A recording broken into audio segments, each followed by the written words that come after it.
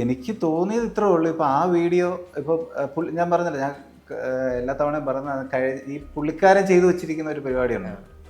അതായത് കുറച്ച് എല്ലാ രീതിയിലും വ്യത്യസ്തമായി നമ്മളെല്ലാവരെയും എൻ്റർടൈൻ ചെയ്യിപ്പിച്ചിട്ട് പുള്ളിക്കാരൻ ചെയ്തു വെച്ചിരിക്കുന്ന ഒരു പരിപാടി നമ്മൾ അതേപടി തന്നെ കോപ്പി ചെയ്യാൻ പരമാവധി നമ്മൾ ശ്രമിച്ചിട്ടുണ്ട്.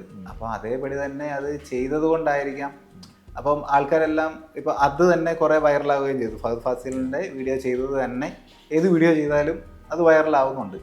അപ്പം അങ്ങനെ വന്നതുകൊണ്ടായിരിക്കാം പിന്നീട് അത് കാണുമ്പോൾ അങ്ങനെ ഫീൽ ചെയ്യുന്നത് എനിക്ക് തോന്നുന്നു. അല്ലാതെ ഒരു ഇതായിട്ട് എനിക്ക് ഒരിക്കലും ഒരു ഇത് തോന്നിയിട്ടില്ല, ഒരു സമയമായിട്ട് അങ്ങനെ ഒന്നും തോന്നിയിട്ടില്ല ഒരു രീതിയിൽ. ഞാൻ നിങ്ങളുടെ ഫാമിലിയുടെ ബാക്ക്ഗ്രൗണ്ട് അന്വേഷിച്ചു.